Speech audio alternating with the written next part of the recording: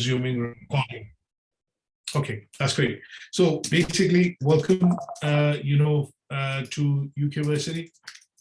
I'm going to switch off the video at some point in time, keeping in mind, it hogs the bandwidth. And in terms, if the sound begins to break, or if there are issues in terms of, a bit of deterioration on the image and it gets frozen, then the idea would be to stop the video so that you're able to essentially, make sure that you're able to see pretty much everything okay. So let me start by saying thanks for choosing us to study with us. So welcome to UK Versity. What we're going to do today is basically look at a bit of Moodle demonstration. Is this a platform that you used before by any chance? No, it's my first time, but I already looked a little bit. All right, okay, so you were playing about, and that's great. So I'll take you through some bits of it so that it's an easy enough system to use. Plug and play, what you see is what you get, and we'll go through that first.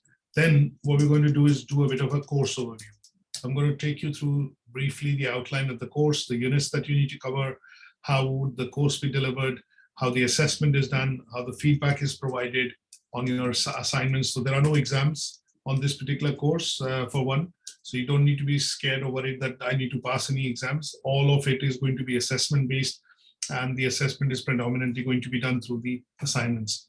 And then in places wherever you feel there are things which are going too fast, or you don't understand anything, then feel free to ask me as many questions as possible, because by the end of this session, what I would want to have is you be in a position wherein you're confident, you're absolutely aware who are the people you get in touch with, how you get in touch with, what are the units, how do you access the course material, how much, how do you get, say, for example, feedback on the assignments that you submit, how long does it take, and, if there is a fire and, obviously you need to get in touch with us immediately, what are the ways that you can actually do that through email, phone, or even WhatsApp? Is that okay? So we are going to take about, I would say time-wise, probably about 35, 40 minutes, depending on, the questions and obviously some of the bits that I explained to you. Okay? Yes, yes. Good stuff. So what I would do is basically when I look at starting with this is the system that you would need to get access to more often. And this system is on this particular URL or the web address called LMS, Learner Management System.ukversity.co.uk. Now, there are a few bits that you would see which primarily are just outside the screen, and they tend to be, things which primarily would, be useful sometimes if, you are looking at, say, for example, in some cases, getting hold of a reset of your password or setting it up on your, let's say, tablet oblique phone, if you need to access this particular system on that side. So first things first, when you're on the home page of this system, what will happen at some stage would be that you would be able to see, I would say, the username, how to reset the username here, which is this. So if you click on this small video, it will show you a quick way to how to reset your password should you ever forget, in terms of how it needs to be done. So there's a small 5-minute video which basically explains how this can be done. The second thing is you can also set this up as a software to run on your PC oblique tablet should you wish to access this course material, not just on the laptop, but maybe on your portable mobile device, then that can also be done. And then this can be done by looking at downloading an application, which is primarily called, Moodle. And this basically is an application which is absolutely a free to download application, whether you use an iPhone or an Android. All you have to do is go onto your Google Play Store or the iOS Store, and from there download this Moodle application, which then allows you to set this up on your system. Mm-hmm. Now, setting it up is quite simple. It is going to take about 15 to 20 seconds to set it up, but you would need about 3 things to be able to do that. One is the URL of where the Moodle is installed. So you type that in, you know your username, and you know your password that you've kept. If you have these 3 things, this should allow you to set up this application on your laptop, Mac, PC, mobile phone in about 30-35 seconds. And you will get access to pretty much everything as you get on a platform when you access Moodle through your laptop. The only difference is because you're on a small screen, so everything that you get to see will also be, repurposed to a, smaller screen. But you'll have still full access to books, presentations, handouts, recorded lectures. And the best bit that we want you to do, and why we want you to do this, is primarily because of the fact that just like your mobile phone, we have access to certain smart notifications, things like your calendar, things like some announcement, and also some reminder. So if you have to set in on the system, they get delivered to your mobile or this portable device on which you have set up Moodle, because it allows for smart notifications to be sent. So that's the advantage for us. And obviously the advantage for you is if you're traveling, you can download some of the course material to your phone. Most of us have phones which have capacities of more than 128 to 56 gigabyte. So this course should not take more than a few hundred, I would say, megabytes, not even 1 gigabyte, but you should be able to carry the whole course with you on the phone should you wish to do so. And it will give you access to everything, as I mentioned earlier, presentations, handouts, lectures, video recordings, and also the handouts and ebooks, which are a part and parcel of Moodle. So this is something optional, absolutely free, but this is something that you can have should you wish to do so from a point of view of having it on your phone. Okay? Yes. Now, the other bit is if you go onto the system on the home page, how do you log in? You know how to log in. So you would put your username here, put your password, and if you forget your password, logged in. You logged in, okay, that's great. So if you ever forget your password, just click on this option and that would give you an instant reset from the system.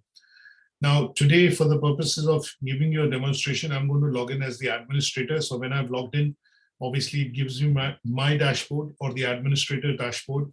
And what you see is I see a lot of courses. But on your side, when you log in, you'll probably see just one tile, which is the Level 7 Diploma in Strategic Marketing.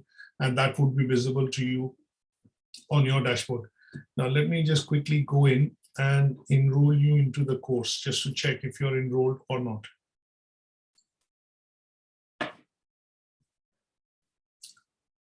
So you are enrolled, you should have access to the course and the full course material as it is laid out. Now, one of the things that I've also recorded, which we are going through live as of now, is a detailed induction video, which is a generic video for this particular course, not specific to you, but somebody who's joining this course. And if this is something that you watched, some of the things that I'm going to say today or discuss with you are going to be slightly repetitive. So have you watched this particular video by any chance? No. All right, okay. So this particular video that you see here, basically a picture, but it is hyperlinked. So when you click on this particular video, what it'll do is it'll run a full course induction like we are doing right now. So in this case, I'm going to not run this right now because this is something that you can go back and do at your own pace should you wish to do so. But we are doing a live induction in any case, and that should be, very similar to what is already, on this side. Now, there are a couple of things in the system that you see. When you get into your course, you see a 2-column layout. Essentially, on the left-hand side is your course, and on the right-hand side, you have navigation and some of the other controls that you would see. There are 6 units in your course. So you generally see 4 units which are active. If some units are particularly hidden, it could be because they are undergoing some sort of a refresh or an update. And that would mean that they are temporary and available for about a day or 2 or whatever it is. And they should be then visible to you pretty much once the updates are done by the IT administrator. So sometimes we update recordings, sometimes we update presentations, handouts, and other bits on it. And those could be the reasons why, some of these units sometimes are hidden. But what I've done is I've opened all of them up, and all these units should be accessible to you at your end. Now, if you see in a particular unit, there is a yellow outline box. That means that is the unit currently being delivered live. So you would get Zoom invites to attend live sessions, and these units would then have an associated lecturer who would be delivering the presentation or discussing the presentation and the learning outcomes with you across 3 to 4 weeks, depending on the number of learning outcome it has. So there'll be live webinars through Zoom and a lecture like we are doing now. And this will have other students also on it. When I say students, I mean learners on it. And some of you, in fact, all of you on this course are working and are working within the field of marketing. So it allows you to interact with the lecturer. It also allows you to interact with other learners who are actually on this particular course. And that is generally good for the purposes of doing the course itself and also for networking. Now, in the unit, there are, on any particular unit that you look at, there is a certain way the content of the unit has been laid out. So what I want to do is, just before I get into that, I am just going to slightly resize this window. And then what I'm going to do is open a few bits just for the purposes of quick reference offline. So all the things that I'm going to show you are also on the system, but it's just a case of, opening some of these, quickly and offline. That is the objective of having a second window side by side. Now, when you look at the layout of a particular unit, how are the contexts and contents actually organized? Very quickly, there are a few different types of, file types that you will see. There are PDFs, there are going to be some PowerPoint files, and there are going to be some video recorded files which will play on the cloud. And these are the session lectures which have been recorded, and if they are recorded again, or if they are delivered again and there's an updated version available, you would see a new word next to it that would say that these are the most up-to-date lectures and those are the ones that you should be looking at actually watching. Now, if I say that in terms of the contents of the unit, how they're laid out, the first part, when you click on the first document, is always what is going to be called a unit specification. This particular PDF has actually been extracted from the course handbook from here, and this is only for this particular unit. It gives you the content of this particular unit, unit aims, it talks about learning outcomes, and some of the other bits that we are going to cover, and what is it that you are going to learn when you actually study this particular unit. So this part, which is given on the right hand side, is called the indicative content. So content of the unit. So if it talks about, say, understand the fundamental psychological, sociological, structural, and cultural factors that influence buying behavior. So basically, this content for me is all about consumer behavior, studying the module consumer behavior. Now, in this particular learning outcome, I need to study specific parts of consumer behavior, because when you do an MBA or when you do a master's course in marketing, you have lots of different modules that you will study. So you'll have consumer behavior, you'll have retail marketing, you have brand management, you have sales and you have sales management, your brand management is a separate topic. There are lots of topics. Consumer behavior is one of them. Now, in this particular unit, you're not looking at studying consumer behavior as a unit, but you're going to study what is consumer behavior and also about what is MarCom or marketing communication. So the contents of the unit, which are specified by the awarding body, are then used to create presentations. So what we do is we will look at some of these assessment criteria, or ACs as we call them. And on the right-hand side, we see the indicative content, which is what we need to cover.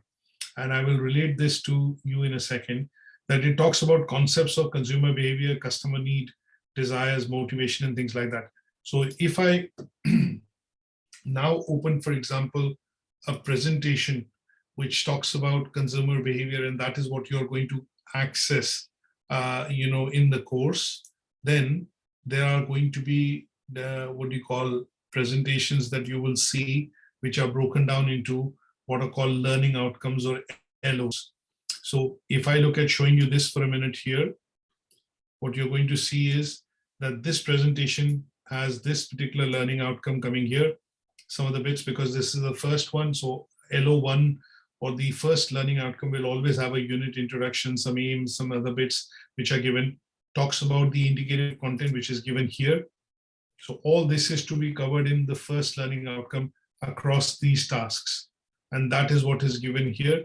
And we start across the discussion with some general understanding of what is consumer behavior, why do we need to do that? And then we discuss each of the individual criteria or topics that we have to cover to understand what is psychological, sociocultural, structural, cultural changes or factors which affect how consumers actually buy goods and products online or when they buy it in store. So the presentations would then relate to all the contents of the indicative content here, so that we go in a very stepwise and methodic manner to be able to cover the content of the unit. Is that okay? Yes. Yeah. Now, some of these presentations are quite elaborate. As you would see, they're quite worded, but that has been done on purpose is because when we see from our experience, what we do see is that the learners actually read a lot of content predominantly from our presentations. They don't probably go through the books and handouts given. So that is why what we do is when we do the discussions on lectures and when you listen into the recordings, you would see that they are quite detailed lectures, wherein the lecturer is not actually reading the contents of the slide, but the lecturer is actually discussing the concepts, the frameworks, and giving you knowledge with practical examples to cover some of these things up. Now, if I talk about the decision-making process, a decision-making process works in many ways. And sometimes you can be influenced by social factors. Sometimes you can be influenced by, psychological factors. So when we look at pricing of a particular product, sometimes you see companies use 0.97, 0.99, so 1.99. It could have been $2, it could have been £2, but why do you think they price it at 1.99? Now, psychologically, they are wanting to keep a price point wherein the consumers don't get put off. So what they do is they use price points like these 1.49, 1.29, and the idea is that they are trying to play with using some of the psychological factors to basically influence decision making when it happens when you're actually shopping in the mall, or you are out in a shop or a retail outlet. So the presentations are going to be quite detailed. They're going to be based on what are called the indicative contents, and each unit will have presentations broken down by the number of learning outcome it has. So if I just scroll here, you would see that this particular unit has 1, 2, 3, and 4 learning outcomes. So there'll be at least 4 presentations to cover this unit. And then further in the presentations, each of the presentation is going to be broken down into assessing, each of the assessment criteria. So if I look at this one, that means the presentation will cover 2.1, 2.2, 2.3, and 2.4. So when you do your assessments and you do your assignments, you know exactly what content has to be referred to and what material has to be referred to be able to complete those tasks. So it is a bit directive, but the idea there is, because you're doing distance and online learning with us, so sometimes it's the case of making sure that the information available to you is quite clear, it's quite precise, and it's all in one location. So it makes it easier for you to follow. Okay? Yes.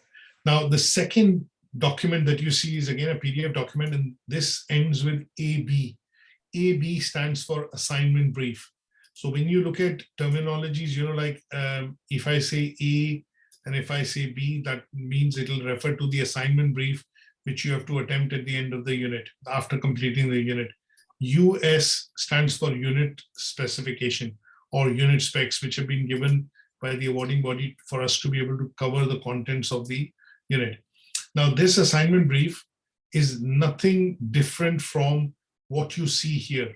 And I want to relate this specifically because of the fact that you see the learning outcome here is the same learning outcomes which are all being shown here.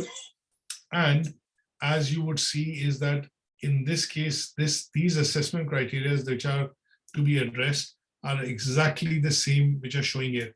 And this particular part is called the grid. This is the LO/AC grid, right? Now, once this has been, obviously discussed, that means we have covered this particular content. What we then need to do is, what the awarding body does is converts this assessment criteria, which is given here, into some sort of tasks that you have to do, which is like question and answer, question and answer. Now, they can't just give you certain questions to do or just say, just go about and answer this task. So what they then do is create a bit of a scenario, give you a background, ask you to assume a background. So in this case, when you start doing the assignment tasks for this particular unit, what they're going to say is you need to choose a small, medium enterprise in your country. So you could choose your work organization or any other organization that you're familiar with in the country of your residence, and assume that you've been hired as a marketing, insight, and communications manager. And the CEO has then given you the responsibility of creating and implementing a training program into consumer insights or customer insights. And in order to create that training program, the following tasks will have to be done. So you have task 1, which is divided into 4 sections, 1, 2, 3, and 4. Why have divided this into 4 sections? Because basically, if you look at section A, this is essentially addressing all the assessment criteria of LO1, and it is covering this particular indicative content. If you look at section B, which is basically covering learning outcome 2, and all the assessment criteria of learning outcome 2, and similarly the indicative content. So what I'm trying to say here is, if you see that the assignment brief and the unit specification are pretty much just the same documents, there is not a single change in the wording which you see here and in this. The only bit that they are trying to do now is to say, now you've studied this unit, what you need to now do is basically go in and do these tasks with this particular background in mind. Okay. And the best part in the case of OTHM is when you look at the documents, they are going to tell you what is your submission format going to be. That means if it is a PowerPoint presentation, is it a flow chart? Is it a evidence-based Word document? They're going to clearly specify what you need to produce. So the output of completing all these sections in task 1 would be that you will create a report which is going to be 4,500 words. And this is going to be a Word document which will cover all the 4 sections that you see in the assignment brief. Okay. So yes.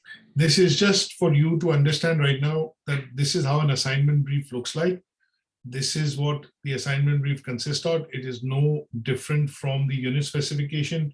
So sometimes I have learners who have essentially background in terms of work. They have a number of years of experience. So what they don't need to do is assume this scenario and they kind of come in and stitch their own organization in, or because they've worked in different companies, it's easy for them to just pick this up, analyze different concepts and orientation of marketing. So here we are going to talk about the ATHE model, awareness, information, desire, and then the ability to be able to make a purchase. You will talk about concept orientational marketing, which could be things like talking of the 4 P's and the 7 P's of marketing. So for me, because I teach this unit and I know this unit quite well, for me, I don't even need to refer to the indicative content in terms of it tells me very clearly what do I need to look into for us to be able to do this particular assignment. So whether you pick this document, which is the assignment brief, or you do the tasks in your assignment by just copying and pasting this and writing answers underneath, is more or less going to be the same. But what you have to keep in mind is that in some places, when you start attempting your assignment and you start compiling your report, in some places you would need to give practical examples. So here the instructions are given that you're asked to develop and present an actionable consumer behavior and marketing communications report. To develop this, you must answer each task with examples. That means when I talk about covering customer buying behavior of a chosen organization, it says concerning a chosen organization. You can't just descriptively describe it without having to name a company or relating it to a company. Is that okay? Yes. So if you see this task here, it says analyze the concept of customer buying behavior. And it specifies it slightly by saying concerning the chosen organization's product and service. So it is not given here, as you can see. It's slightly elaborated here to say because you need to include an example. It says in a chosen organization. Yeah. Yes. Okay, so I'll come back to this a bit later when I show you an actual assignment for you to look at in terms of how one of the learners has done it, and that would give you a bit more information on it. So just last few things very briefly on the system. So you have the unit specification, you have an EB, which is assignment brief, which you'll attempt at the end of the unit. There are some articles, there are some books which are recommended. So here we have not just picked out any book which is available for you to study. So if there are books which are specified at the end of this unit, those are the books that we made available, because what we've done is when we've delivered this course a number of times, what we've done is over the years, we've bought all these books, and that allows you to basically read them here without having to buy anything at your end. Is that okay? Then you have some good articles that we feel are a good reading for you to gain some knowledge. So there are articles put in the folder, because as you know, consumer marketing and marketing communication is a very huge topic. So there has to be some justice done by covering it through case studies, through articles, journals, some printed material, which is obviously related directly to the course content.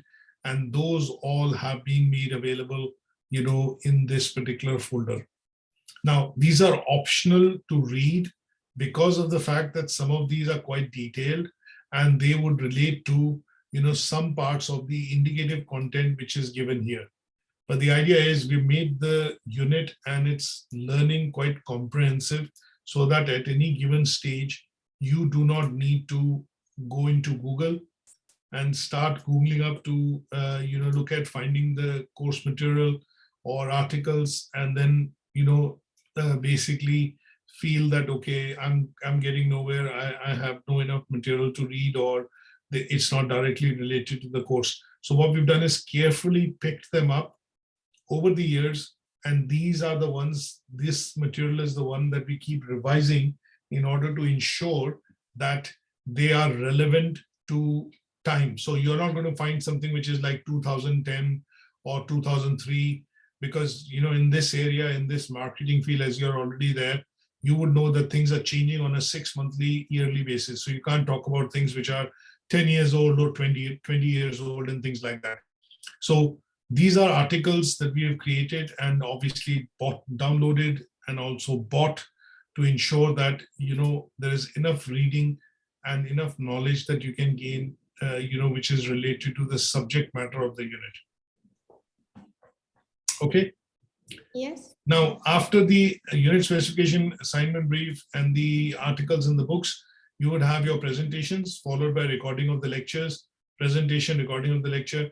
In some cases, if we have discussed anything to do with a case study or maybe some additional reading, then those documents are going to be available under the recording or under that particular learning outcome. So for example, in learning outcome 4, if I open this up, you would see that we are covering, the process of managing customer experience. And there are a couple of things that we've covered using the slides, but we do feel that we need to cover this particular content primarily through, say, an example or a case study. So what I've done is we have created a case study of Cafe Nero, and that has been uploaded here, which gives it a bit of context that how do we see marketing mix being extended. So here in this case, Cafe Nero, for example, is introduced. They are in the business of selling coffee, but what they've done in most of these outlets is that they've added things like pieces of cake, other drinks that you can also buy, some gifts like mugs and cups and things like that.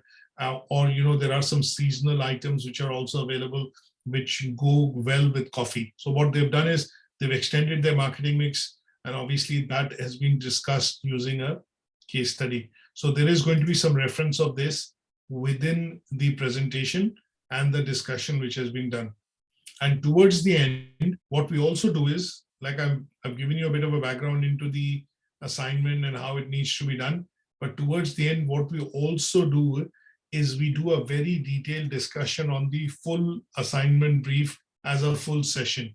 So this also is recorded, And should you wish to go through how this assignment has to be attempted, how do we need to create the evidence and the Word document, that also has been explained in detail by discussing the assignment brief and breaking it down into something, something palatable, more workable, so that you are able to essentially do the assignment and achieve it. Okay?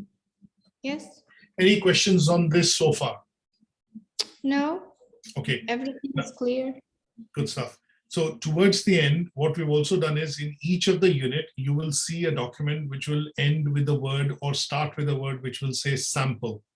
Now, I know that, and we appreciate that some of us have not, studied or gone back to studying for a number of years because we took up our jobs and other things and, busy with family life and things like that. So sometimes it is easier for learners to have a look at how an assignment looks like, a complete finished product in terms of how it looks like when a learner submits. So this is an example, which is maybe a couple of months or a couple of years old. I don't know, Dania picks it out, but she would then upload a sample for you to look at. So this is, for example, talking about task 1.1, analyzing the consumer behavior and habits in terms of concepts of marketing. And as you can see, the learner here has chosen the example of an organization called Time Oak Hotels and Suites. So she or he, whosoever was the learner, has actually used this particular organization throughout the assignment by covering all the tasks which are given in the assignment brief. Okay. Now, the assignment and the sample that we put in is the best sample. Now, assuming in the qualification, if we had grading, this assignment would have got distinction. So the idea there is not to put a compromised work or give you something which is, borderline. The sample tries to give you something which is the best possible example for you to refer to when you do your assignment. Is that okay? Yes. Now, this flow of how documents are arranged is going to go through in all the units. So if I scroll down and go to the navigation, which is at the bottom, when I'm into the course, you would see this is the second unit. If I go on to the third one, these are showing the units at the bottom. You would see the unit specification followed by books, presentation, handout, and then towards the end, you have an assignment brief. And in some cases, towards the end, you would also have, the assignment submission link. This is the third unit, as you can see, and there's a sample that has been put just for you to look at. And that is where, in some cases you would see extensive books which are available for the purposes of study. Now, you might not need to study these books in detail because they are extensive, but sometimes we refer to certain chapters or certain pages. As you can see, it is taking a bit of time to download because some of these books are 100 megabyte in size or quite heavy on size. So once you click on them, it takes a couple of seconds for it to buffer depending on your internet connection speed. So in this case, once these books open up, they are traditional academic books, which are recommended for you to study in that unit. And they are the ones that have been provided, so that when you start doing your work, you're not going to Google to copy and paste material, which increases plagiarism, but you're referring to books, articles, and journals, and the handouts that we provided, and that keeps the plagiarism low as well. Is that okay? Yes. So that's all about the Moodle as a system. So essentially what you see is what you get. The units are organized in terms of modules. If I need to go back to the home page wherein all the modules are available as headings, I use the breadcrumbs on the top here, as you can see. Once I'm into a particular unit, then the navigation moves to the bottom. And what you will be able to do is go from one unit to the other, but the layout in which how the content is put on the module is exactly going to be the same. So this is the bit on the system. Now let's go across quickly to discuss some of the bits that I think I need to draw your attention towards. which is, looking at this particular section, which is called the pre-enrollment section of the course. Now, this particular section will give you some idea into some of the basics of the course, because it has certain, I would say, generic, details related to the course that you need to be aware of. Now, first and foremost, what you get to see is what is called the course handbook. Now, this I've opened up here offline, and this is a awarding organization document, which talks about the name of the qualification. It refers to the qualification number, which is the number that you can actually use to check on the off-call register that whether this is a registered qualification or not. And then obviously this was introduced in June 2020, so it is quite latest. All qualifications in the UK undergo a refresh every 5 years after a review is done. And every 5 years, what will happen is some bits of the qualification either are updated, or in some cases, they can also get changed. Now, this handbook is a couple of pages long. You just need to read and skim through some of the pages so that you're aware that this is your course, this is the code, this is the requirement, and just basically familiarizing yourself with the unit and the delivery of the program. Now, it is a postgraduate diploma in strategic marketing. It is equivalent to a master's degree in the UK. Should you wish to convert this into a degree, all you have to do is submit a 12,000 word dissertation, and that, when submitted to the University of Chichester, supervised by a university lecturer, because that would mean you will get some feedback throughout the dissertation that you're doing, and that in about 3 to 6 months' time will then award you an MSc in strategic marketing from the University of Chichester. Now, a couple of things that you need to be aware of in this program is that the qualification is not graded. You can only pass and achieve 100%. So the pass mark is 100% achievement of marks, and we will not let you fail, because everybody is going to progress, complete this qualification, even if it means you have to put in some efforts to rework or redress some of your work, but everybody will pass, nobody will fail. The language of delivery is English, so all your assignment assessments are going to be predominantly in English, and obviously any material that you produce evidence-wise would be all obviously assessed by us first, and then we will give it to the external verifier from the awarding organization, which will check the judgments that we've made and then confer the judgments saying, yes, I'm happy with this, and a diploma would be awarded. Now, this is a 1 academic year qualification. So all qualifications on the postgraduate diploma in the UK are 1 year. And essentially 1 year means up to 9 months of study, keeping in mind the balanced time that you see, 6 weeks of summer holiday, 2 weeks of Easter, 2 weeks of winter break, national holidays. That means there is only 9 months of actual study that is going to happen. And that is why when you see our website, we write that this course can be completed in 6 to 9 months, because that allows flexibility from a learner perspective, and also some of the other days that we look at during the course of the year are holidays. 6 units, you don't need to study them in any particular order. They are not related to each other. So at this level, the units are individual modules. So it's not that I need to start with consumer behavior first and then I go to digital and social media. These are all individual topics or individual modules, and they can be studied, by you at your own pace or to the choice of your own liking. Each of the unit is 20 credit. So essentially, you're studying 6, which will make up 120, and that is what a postgraduate diploma would consist of. I've told you briefly about the progression. So it leads to an MSc in strategic marketing, and then the assessment and verification is done on the basis of assignments. There is no exam.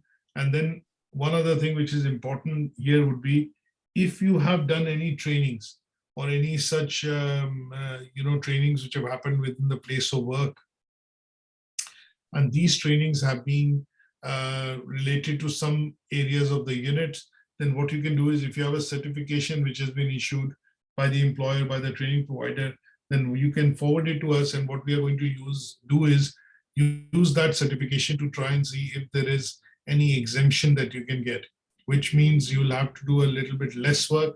Another bit would be, on the flip side, would be that part that you already covered, you are not restudying again with us because of the fact that there is a recognition to prior learning which has been done on the unit.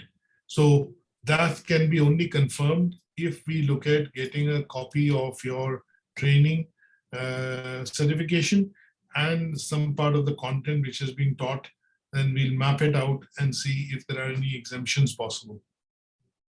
And then towards the page 9 onwards, as you can see, we have extracted the same data that you get to see for all individual units and then uploaded it individually into each of the modules on Moodle. So even if you don't go through this, that is fine, because this is something that we pick up and go through while we start the unit. So this is just to look at familiarizing you with the indicative content, what has to be covered in branding or strategic marketing or strategic communication, and that would allow you to just familiarize yourself with this content of the course. Is that okay? Yes. Now, the second, third, and document is about Harvard referencing. So as you would know that, in Europe and in US, most of the work which is done in terms of courses that you study online or even in the classroom-based setting, what you're going to be seeing is that in these courses, because there is no element of examination, you have to look at compiling evidence and then give credit of that particular let's say work that you're bringing into your evidence, and that credit that you give to somebody like an author, a publisher, or maybe a scientist, or somebody who has done work on that field, what you do is you basically reference it to that particular person or the organization. And this particular bit of referencing work is basically nothing but giving credit.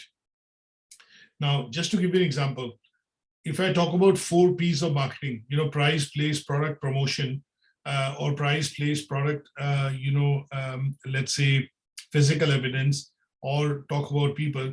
Now, this is a concept of marketing mix was introduced by Jerome McCarthy. Now, if I bring this into my work and I copy and paste from his website, or, essentially read the website and then write it in my own words, in order to build factual accuracy around the data that you're compiling for your assignment, what I need to be able to do is basically reference this material.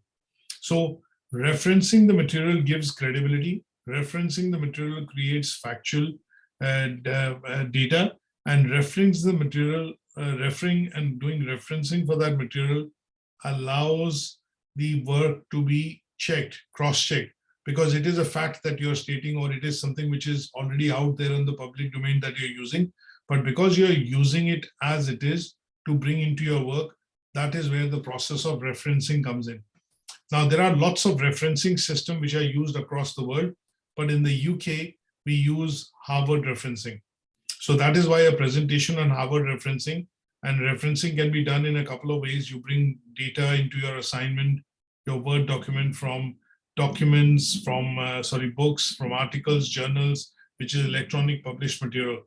And there is a specific way of referencing how it can be done to give due credit.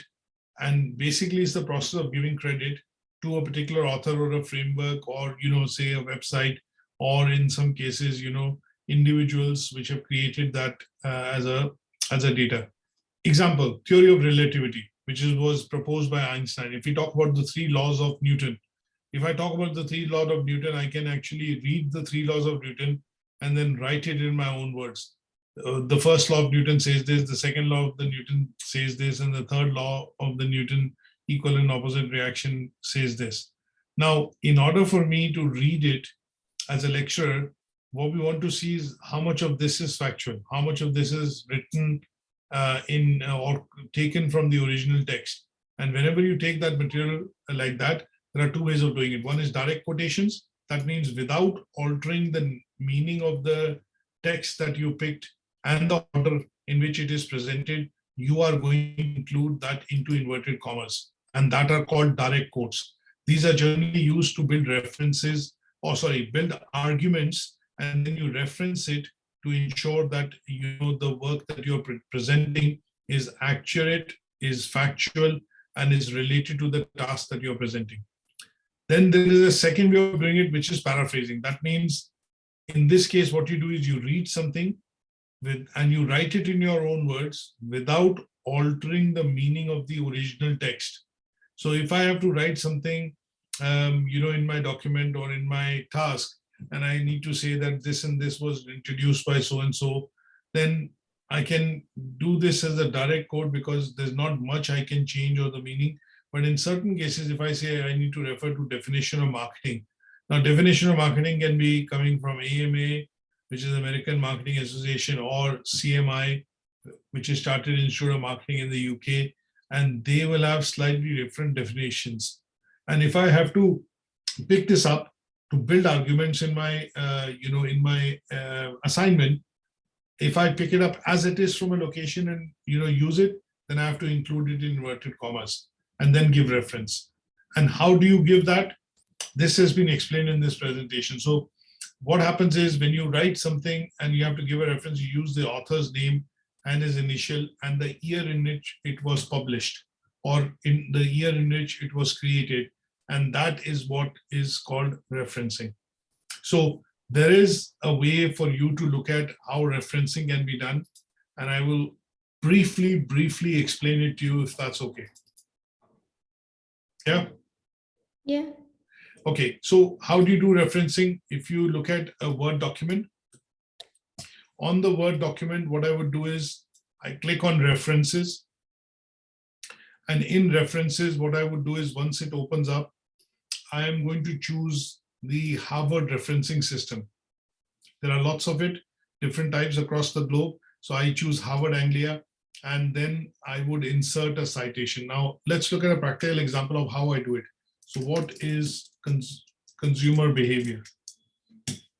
Now, assuming I'm doing this assignment and the first task says, explain the aspects of consumer behavior. So what I would do is read a few definitions from renowned and respected resources. Say it could not be Wikipedia or certain websites. I would need to look at some sort of a website which is primarily going to be authentic, and it is going to be giving me data which is going to be factual. So let me change this to what is marketing, just to show, for example, purposes. Now in marketing, obviously I can pick this up from any location, but I'm going to go to the American Marketing Association. And if you see, when I look at the American Marketing Association, this particular bit, there is an approved definition of marketing which is given here. Now, as you can see, it has been referenced as approved 2017. Now, this is because it is created by American Marketing Association and they published it on their website. Now, if I have to use this definition, and assuming this was a task and I put it here, what is marketing? And I would say, as per American Marketing Association, the definition of marketing is, comma, open inverted commas, and then copy this from as it is and assuming paste it here. Because this is a definition and I cannot change the meaning or alter the text, what I will do is basically put it as it is. Now, I have used something which is already on a particular site. Now, if this document is to go to flag scan or I need to scan it for similarity, it will show that you've copied it from this particular AMA website. So what we do in this case is we will reference this and give credit to American Marketing Association website. So how do I do that? I've chosen Harvard Anglia as the referencing system. I click on this insert citation, and depending on what source you are bringing the material in from, I'm going to use website because this is a website. And then here on the website, I need to fill all this up. So who's the author of the definition? It is American Marketing Association, right? What is the name of the URL of the web page? It is definition of marketing. So I'll fill this up because I need to create what is the URL? Copy it from here. Now, in which year it was published, I can see it was 2017. in which year I'm accessing it, 2022, month is 1, and the day is 10th of January. Now this completes everything. When I click OK, it will put a reference here, as you can see. Association 2017. Yeah. Yes, yes. So this is how I will go on and complete bits and pieces of my assignment. But sometimes if I have to write the definition, but I'm reading what it is saying, but I try and write it in my own words, which is called paraphrasing. So I will say, as per Investopedia, the definition of marketing. So basically marketing is, as I said, marketing is a process. And what I would do is basically copy and paste some bits of it, which will say, which will basically describe, what marketing means. So in this case, assuming I've copied this from this particular website, but I have written it in my own words. So what I don't need to do here is I don't need to put this into what are called inverted commas, because I've read it and I've done it in terms of writing it, but I'm writing it in my own words. So I don't need to use the inverted commas, but I still need to reference it. So how would I do referencing? Go to reference, go to citation, go to insert citation first. And here, what I will do is write the name of the author, Investopedia, and then name and the web page URL, assuming I'll go through the same process, just quickly typing what is marketing 2017, and I would then say year is 2022, 01 and 10. And I would basically click OK. So as you can see, it inserts a reference here. Now, you continue this as a process, and what you do is towards the end of your assignment, when you want to compile all the references and obviously put everything through, what I do is basically click on this bibliography option, and what it will do is create a bibliography which will bring all the details back into an alphabetically arranged to say, this is all that list of references I've used while covering my assignment. Is that okay? Yes. So that is how you would go about doing Harvard referencing. And this is explained in detail in two ways. One on the presentation, and the second, if you prefer to watch a video, there's a video that we have recorded, and that video basically explains the process in about 3 to 5 minutes of how and why do you need to reference. More like a winding maze. Okay. Yeah. Now, I'm giving you a basic demonstration of Moodle, but essentially, if you need to refer to Moodle again and you have some issues or problems, then you can also use a bit of a small manual or a ready reckoner guide that we've created, which allows you to understand how things are arranged on Moodle and what is the documentation and topics which are available for you to be able to access on Moodle. So this is a small user guide. Now the other bit that you can look at is bits and pieces which will become a bit important, not now, but maybe at a later stage, and they are called what are called command verbs. The reason why we mentioned command verbs is that sometimes when you look at the assignment and it has different words in the task, say analyze, assess, compare, contrast, explain, describe. So sometimes it's easier to know how much you need to write and how much that you're writing is enough or too much, or how much is the right content to be able to, absolutely provide to be able to cover the task. Now, this is something which is quite useful, because if you know the meaning of the word and what it is asking you to do, this would allow you to stick to the word count in terms of how much you need to write. And second would be to also look at in what cases you would need to write how much. So this is an email that I'm going to send you as we talk, which is basically grouping some of the words just to give you some idea that if you have words like explain, describe, define, you would need to write probably about 70 to 100 words to cover the task. If you have something like assess, examine, clarify, and analyze, you're probably writing 100 to 125 words, because you need to build arguments, you need to present facts, and then talk about, adding an example. And if it's evaluate, contrast, or critically evaluate, then you're writing up to 150 words, because without the building of arguments and quoting an example, it is going to be very difficult for you to achieve that task. Is that okay? Yes. So this is to give you, some idea in terms of, looking at that this, when you start doing your assignments at the latest stage, it will allow you to, let's say, give you some guidelines to say that this is how much you need to write. And these are essentially all the definitions, I think about 24 words in total that you will get to see across 6 units. Mm-hmm. Now, there are some other handy documents, things like what makes a good assignment, how to structure it, format it, because this is a postgraduate qualification. So basic bits have been provided just for you to look into, but it's not something which is quite important. Now, last but not the least, in terms of going to show you how the assessment and feedback process is done. Now, typically when you look at sending in the Word document, which is your assignment.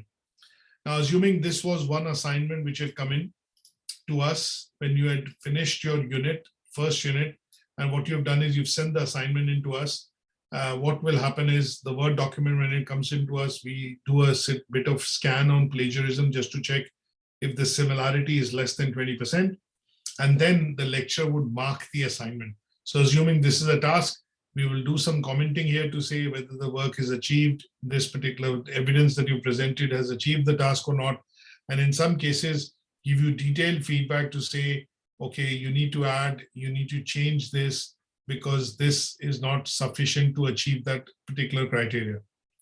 Now, if that is to happen, what we expect you to do is, and we'll guide you, is that you need, if you add anything to our comments, that means the comment said that no, the work that you've submitted is slightly brief, you need to elaborate on this task, and you should cover the theoretical aspects which will include this model, that model.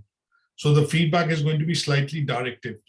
And when we do that, and then you get the same document back, you would, if you start adding text to it, what you're going to do is highlight that text in yellow. So when we get that document back from you after you've made the changes, it is easier for us to spot that these are the changes which have been done, and it's quickly turned around to say whether this unit is passed, not passed, things like that. Okay? Mm-hmm. Yeah, yes. So this process of feedback continues till we see you achieving the unit. Now, ideally speaking, because what we don't like is that if we are having to revert this assignment back to you, and you are having to then revisit it and revisit it again and then come back, then there are two things which I can draw a conclusion on. One, that either the material that we have provided and the tasks that you are submitting, they're absolutely rubbish, because our material in terms of teaching and learning material is rubbish. And the other way would be that you have actually not paid a lot of attention to it, and that is the reason why this bit has not come out fine. Now, once you have completed and submitted the work, how would you get a confirmation to say that this bit of work has been finalized and approved for certification? So you get a cover sheet back, which is a summative sheet, which confirms your judgment. So let me just open up a completed assessment sheet, which would primarily tell you that the assignment has been marked. And you can see that we put some comments here on the right-hand side, which basically then say that you passed the task, why you passed the task. And towards the end, there is a summative feedback that we've done with the plagiarism or similarity report, and it's been signed off by the lecturer. This work, when it is signed off and you get this back, would be your proof that you have completed this particular unit and achieved it. And along with that, you will get a similarity scan back, which will say if the work that you have submitted was copied or pasted or whatever. As you would see, this is a report which basically shows that your work is highly original and it has only 1.4% similarity. Okay. Mm-hmm. Yeah. So when you complete a particular unit, you will get 3 documents back. What are the 3 documents that you will get back? The first document is going to be the feedback annotated document, which is this document that you've submitted as assignment.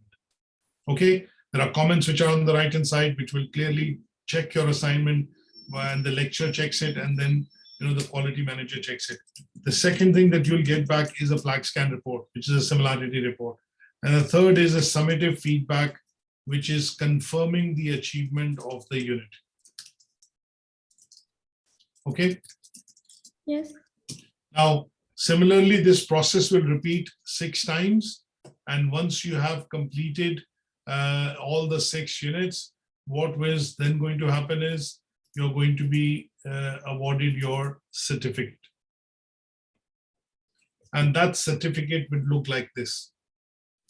OTHM Level 7 Diploma in Strategic Marketing. It will show your name, center number, center name is UK Versity. This is with the other company that I have. So obviously some learners register with this, but you'll have the name, the date on which it was completed, and the second part of your transcript. A diploma is going to be a transcript which will show the units that you've achieved and the credits of that unit. Obviously the highest grade is passed because it's not a graded qualification, and this will then confirm the achievement as a qualification. Is that okay? Yes. So this brings us towards the end of what we wanted to discuss in today's session, hopefully, and it has answered some of your questions or queries that you had in mind. So obviously a detailed demonstration of the system, because you haven't used it before. There's a copy of this recording here, which is a generic one, not the one that I'm doing, which I'll send you separately on email and can be played on cloud. We've discussed a bit of overview on the course and the units. You've seen how assessment and feedback is given. You've gone through Harvard referencing in terms of how referencing is done, and then bits and pieces in terms of how your certification would look like, when it will be issued, and all that I've explained. Now, in the end, what I want to do is also give you some guidance in terms of who do you contact, who are the key people, who are the lecturers, and things like that. So when we look at, this particular course, there are 3 lecturers on this. One is Anjum, second is Sanjay, and the third is myself. Anjum and me teach in different universities here. Sanjay is a senior consultant in Ernst & Young, and he would teach 1 or 2 units, which is predominantly going to be market research. So he's a senior consultant with Ernst & Young, and he is a specialist on the technology and technology marketing side. So when you look at units like digital and social media marketing and marketing research project, those are the ones that he would be teaching. Or when you read into and listen into the recordings, you generally see that the recordings would be from some lecturers, because they are specialists or are considered, an expert in that particular field. So I have a qualification in digital marketing. I have a qualification in social media because I've done a diploma or a postgraduate diploma. I'm an MBA by background. I'm an MSc in accounting and finance. I also have a project management qualification, and also, digital marketing qualification from the Digital Marketing Institute. So and Anjum is pretty much the same. He's an MSc in strategic marketing. He has done an MA in marketing. Sanjay obviously has an MBA in marketing and finance, and he's currently a senior consultant in Ernst & Young, wherein he focuses primarily on digital side of technology and implementation of marketing within the organization. So anybody who is on this course would be going through the lectures, which are going to be from these 3 different lecturers, and they are obviously specialists in this area as far as marketing is concerned. So you're in extremely good hands. It's not a new subject that I'll be teaching, or Anjum was taught, or Sanjay has been teaching. This is something that we've been doing for at least 10 to 12 years in the last, in terms of our last, job role. Now, who are the key people at UK Versity that you can get in touch? So obviously details of, how to get in touch, and, the website is the best source. You can actually bookmark the website by dragging the lock onto the bookmark bar, and that allows you to access, the website at a click of a button. as you can see. Now here, basically the WhatsApp number is given. You can call us on the switchboard, which is primarily given at the bottom here. So there is a switchboard which has 24 lines. Obviously, somebody will pick up the phone when you call during the office hours or the college hours between 9 to 4:30 during the winter time, and 10 to 5:30 during summertime. But obviously, just looking at that, so it's given pretty much here. You can WhatsApp us, you can email us, and that is for general contact with UK Versity. But let's be specific in terms of who are the key people that you would be speaking to from time to time. So there is Catherine.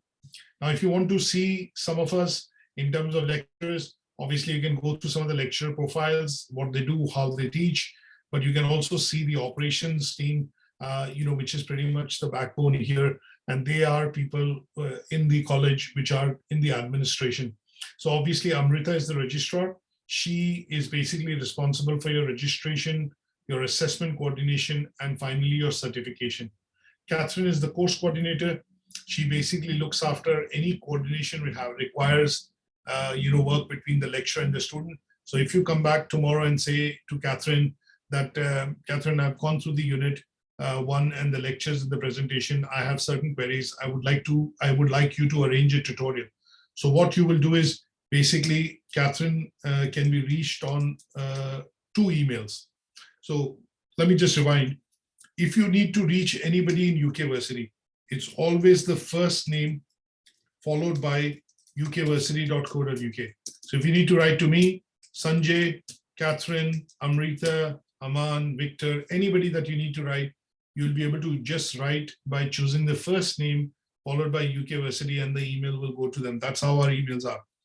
But because when we write emails back to learners, we sometimes write all the emails in the 2 columns. So what we will also do is have a generic email which allows us to respond, and it's picked up by any of the people doing those roles within the organization. So here at UK Versity, there are 2 course coordinators. So these 2 course coordinators are Catherine and Aman.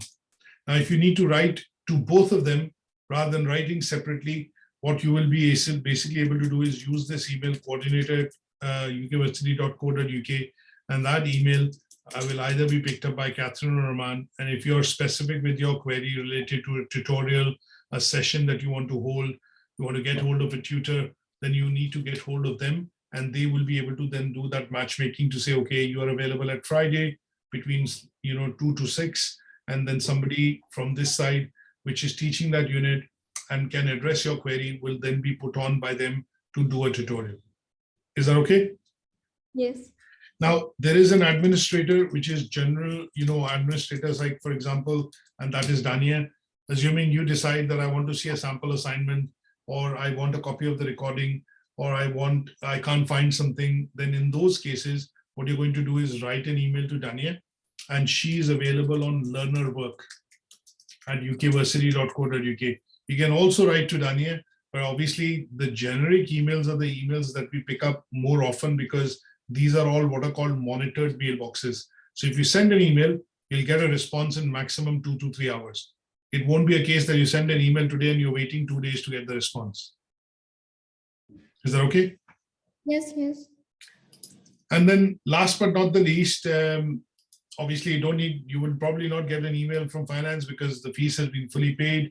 And obviously, some of the other colleagues which obviously need to get in touch with you from time to time would do so, but they would primarily be doing through the emails, because they might ask you to do an exit survey, or maybe participate or give us your feedback on a particular lecture which has happened, and all that is email driven.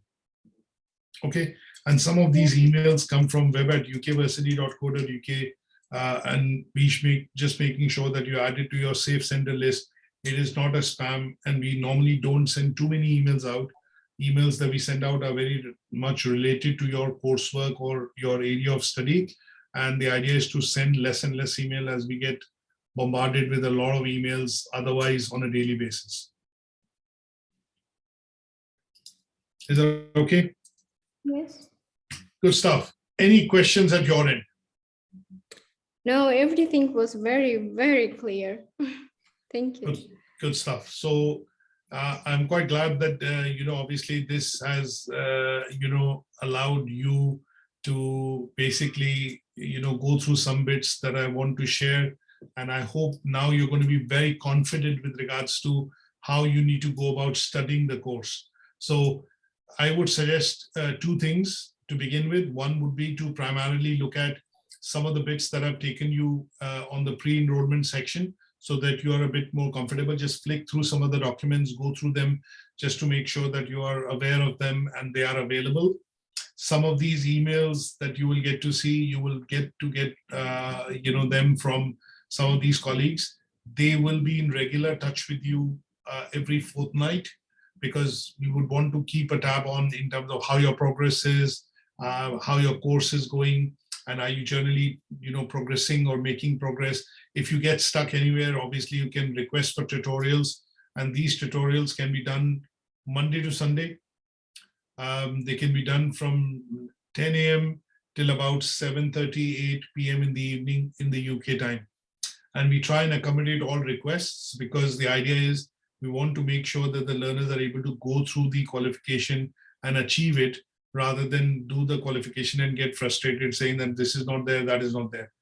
If you feel there are things which are not there, if you need additional books, don't worry about it.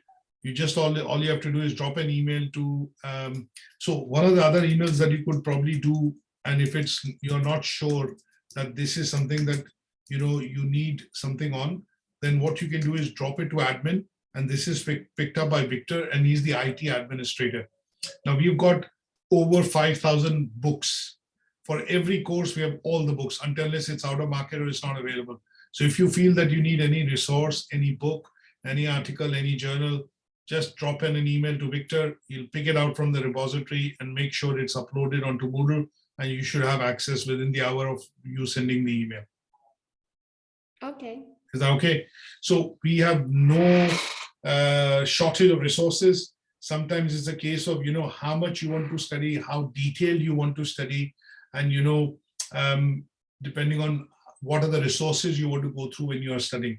So from our aspect, everything is available. If there is nothing available, if there is something which is not available, we'll go out and buy it like that, because at the end of the day, the student who's studying or the learner who's studying needs to get it. And if you haven't got it, we will buy it out, or make it, and so that it is available to you in the shortest possible time. So your study should not be interrupted. Thank you. But I think, as you've seen, everything is very thorough. We have quite a number of resources in terms of case studies, articles, journals, books, handouts, presentations. We keep augmenting our stuff in terms of every 12 weeks it undergoes a review, because new lectures are added, new recordings are added, and that would mean that everything that you're studying is the most up to date, rather than something which has been created 2 years back, 3 years back, even 6 months back, to be honest. Mm-hmm. Okay? Yeah. Brilliant. So with this, if a final call, let me put it this way, it's a final call. If you have any questions, any queries, feel free to ask me now. But I know that there's a lot to intake in terms of what I've gone through. So let me send you a copy of the recording. And once you get that, if you feel there are any more questions with regards to the course or anything that we've got left out, have not been covered, you can drop me an email at Raman@UKversity, and I'll come straight back to you. You can start getting into the first unit, go through the lectures, and anything that you don't understand, keep writing them down, and then consolidate an email and send it over, so that we can do a detailed tutorial. And whether that takes 5 minutes, 15 minutes, 50 minutes, 5 hours, does not matter. We'll go through that in a bit more detail, clarify all the doubts, cover the gap areas, so that you're able to complete the unit. Okay, thank you. Brilliant. So let me stop the recording here, and what we will do is send you a copy, and I'll catch up with you in the subsequent weeks. Okay. Thanks very much for attending. I hope you